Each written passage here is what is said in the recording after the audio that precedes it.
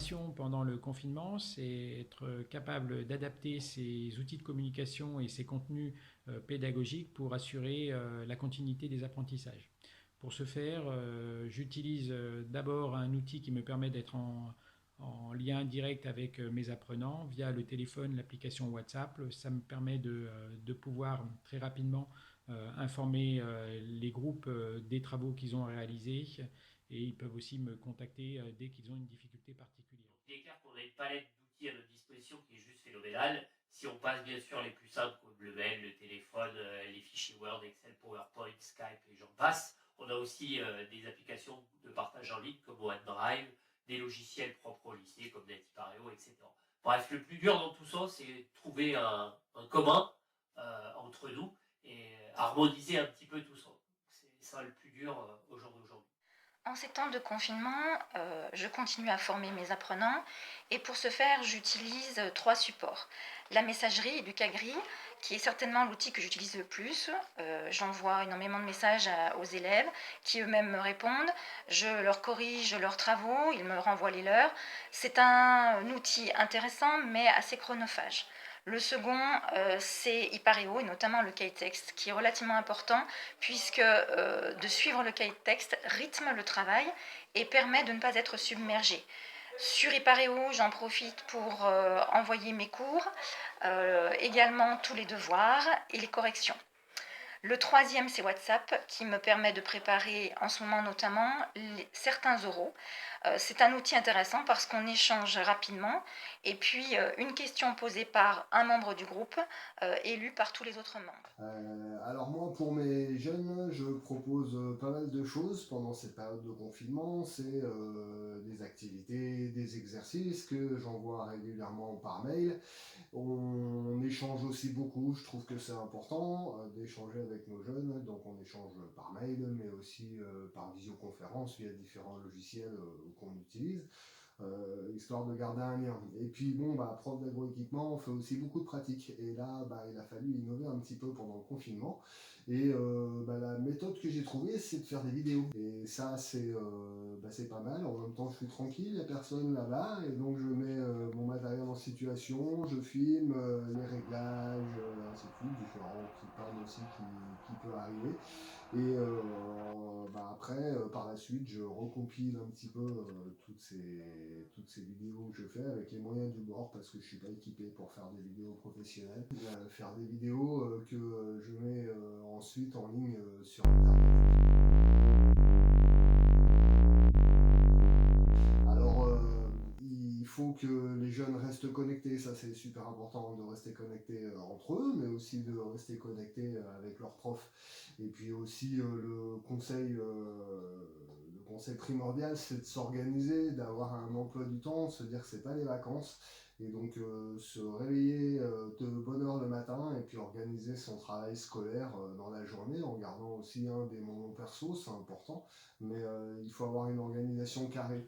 Le conseil que je donnerais aux apprenants, c'est de bien prévoir et de programmer leur activité sur la semaine et tous les jours d'alterner entre les travaux sur les supports numériques et les travaux sans pour ne pas se retrouver en saturation trop rapide devant la multitude d'outils numériques utilisés pendant ce confinement. Les conseils pour nos apprenants, soyez organisés, respectez l'emploi du temps, le cahier de texte pour ne pas être submergé. C'est un peu aussi ce qu'on a à la maison, hein, parce que à la maison, nous aussi on a fait un emploi du temps pour organiser tout le monde.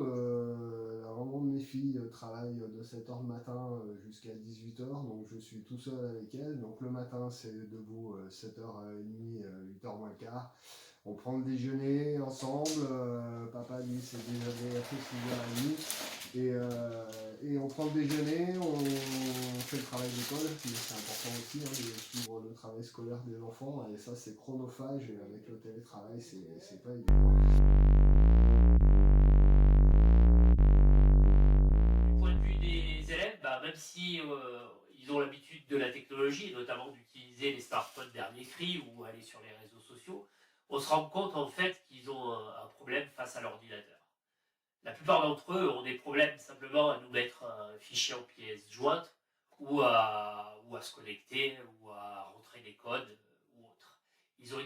capacité d'attention aussi sur cette technologie très très faible. Donc, petit problème à ce niveau. Sans qu'il y ait quelques difficultés, notamment d'un point de vue informatique, la capacité que peuvent avoir les apprenants à se connecter à des moments donnés et la qualité aussi des connexions qui sont des moments difficiles et donc qui ne permettent pas toujours d'avoir l'ensemble de la classe disponible. Des anecdotes, j'en ai pas mal, mais entre les gens qui répondent pas, qui se lèvent pas, ou ceux qui ont des problèmes avec leur webcam, on voit des choses qu'on ne devrait pas voir. Après moi aussi, rien que cette situation, c'est une anecdote. On va régler la position de cette frappe d'ouverture pour le débit. Pourquoi ? C'est pas maintenant, ça fait 2 minutes que tu as commencé et papa il va être obligé de tout recommencer sa vidéo. Allez, retourne au travail là-bas, Juliette. Donc les trappes vont s'ouvrir grâce au calculateur qui a enregistré la dose que voulait apporter notre utilisateur. Et... Papa, Julia, elle est en train de faire une bêtise dans la cuisine. Bon, j'arrive alors.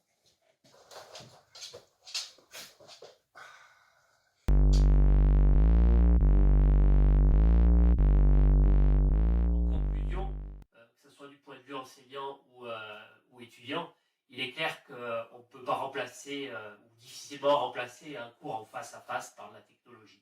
On voit qu'elle a ses limites et que l'interactivité et le questionnement spontané n'est pas présent et c'est ce qui fait que le cours avance de façon efficace. Merci pour votre attention et très bonne journée à vous. Et je terminerai en disant que le comble pour une enseignante en communication, c'est d'être obligée de communiquer uniquement avec un écran qui manque un peu d'humanité. Je dirais qu'on découvre un petit peu dans ces moments-là certaines nouveautés et moi je me rends compte que l'enseignement en face à face n'a rien à voir avec l'enseignement à distance. C'est un petit peu comme si j'étais un metteur en scène au théâtre et qu'on me demandait du jour au lendemain de devenir réalisateur pour le cinéma. Je dois raconter la même histoire, mais en utilisant des outils complètement différents. Et j'avoue que ça peut devenir un moment un petit peu effrayant. Et malgré tout, on se retrousse les manches et puis on trouve des solutions. Alors j'espère qu'elles permettront à nos apprenants de pouvoir continuer leur parcours de formation dans les meilleures conditions. En tout cas, on veille à ce que ce soit le cas au quotidien et on souhaite les rassurer sur toute la volonté que l'on met en œuvre pour les accompagner au mieux dans ces périodes un petit peu difficiles. Voilà. Voilà, bon, j'espère que mon témoignage vous a plu. Bon confinement!